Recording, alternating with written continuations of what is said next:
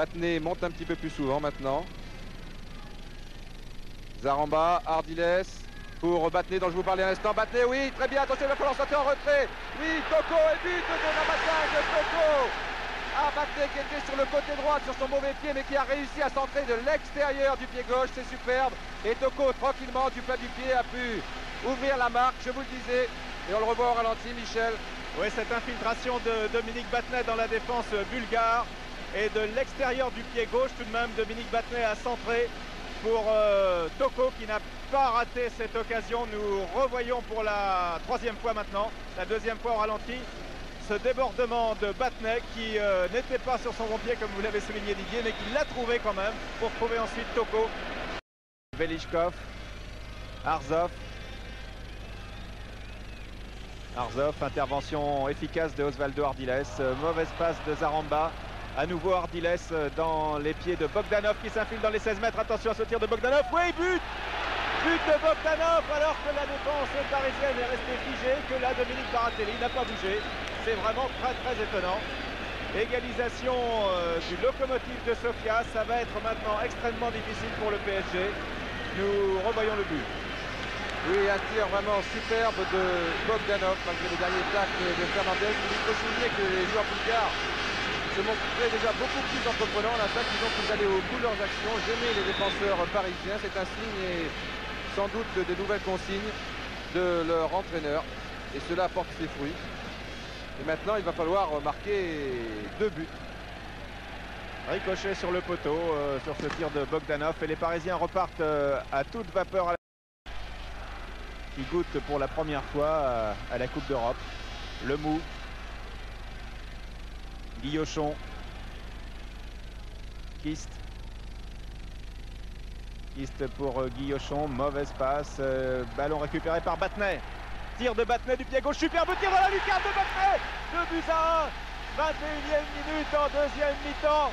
Tout redevient possible après ce but de Battenet, dont les montées ont été décisives en ce qui concerne le tableau d'affichage. Il a amené le premier but et il a marqué le deuxième. Oui, un tir superbe et le ralenti va être très intéressant car j'ai bien l'impression que Battenet a pratiquement tiré sans élan.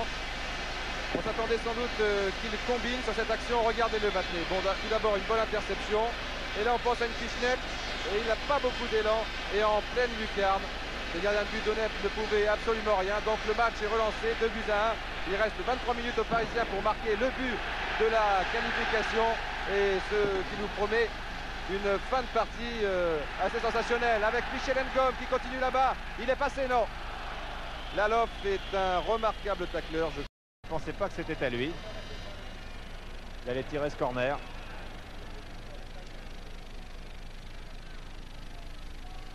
Corner donc tiré par Pascal Zaramba. Il y a 7 Parisiens dans les 16 mètres.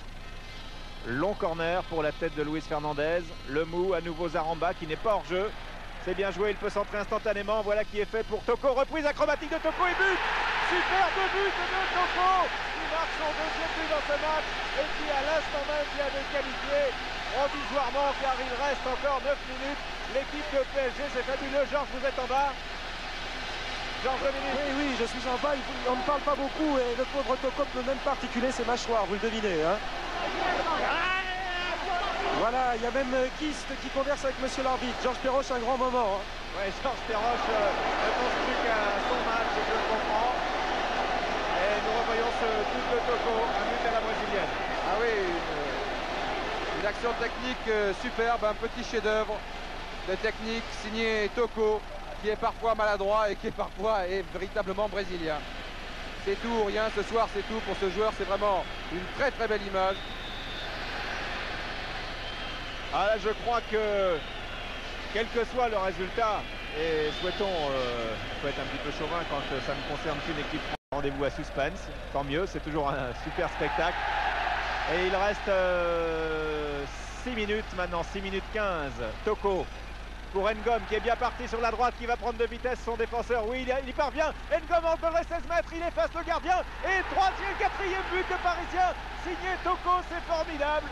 Troisième but de Toko, 4-1 pour Paris, c'est dans la poche. Je vous l'ai dit, en contre, des joueurs comme Michel Ngom sont redoutables grâce à leur pointe de vitesse leur sens du contre-pied. Je crois d'ailleurs, Michel, que le but était déjà rentré lorsque Toko a assuré. Enfin, peut-être un but de Toko. Qu'importe le flacon pourvu qu'on ait l'ivresse. 4-1, c'est l'essentiel. Et cette fois, je crois, à 6 minutes de la fin, qu'on peut dire que le Paris Saint-Germain jouera le prochain tour de la Coupe des vainqueurs de Coupe. On revoit cette action avec vous, Michel. Alors, on va voir si c'est Michel Ngom qui marque, à qui on va le donner. Ah, c'est difficile. Moi, il y est tout seul. Oui, c'est Ngom qui marque, effectivement. Le 4e but est signé Michel Ngom. On le revoit encore une fois. Et je disais que c'était la Saint-Michel demain. Je pensais simplement à Ngom et à personne d'autre. Et c'est très bien pour lui qui marque le 4e but parisien. Et là, on l'a vu, il a très bien échappé au tacle de Lalov. Je vous l'ai dit, Lalov est un remarquable tacleur, mais là, il n'y pouvait rien. Et j'ai eu peur sur cette action que Michel Ngom soit blessé par Donev. Environ, les Bulgares sont à 9 sur la pelouse et menés 4 buts à 1. Ça fait beaucoup. Encore 1 minute de temps réglementaire. Ngom, encore un crochet de Ngom. Ngom qui donne à Jean-Claude Lemoux, but de Lemoux, oui, c'est le 5e but. Alors là, évidemment, tout à l'heure, on a dit que c'était dans la poche. Maintenant, eh bien, on peut prendre les billets pour le 2e tour. Et Francis Borrelli, levé de la victoire.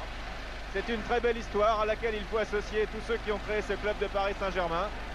Et n'oublions pas ceux qui l'ont créé aussi, qui ne font plus partie maintenant du club, comme Daniel Echter, Juste Fontaine, qui ont été les fondateurs de cette équipe et qui, je pense, malgré tous les problèmes qu'il y a eu par la suite, eh bien, sont heureux ce soir et partagent notre plaisir. Voilà, on revoit encore au départ Michel Ngom et Jean-Claude Lemoux qui ne marque pas souvent des buts. Eh bien, ne laisse aucune chance à Donev. Les Bulgares se sont véritablement écroulés depuis...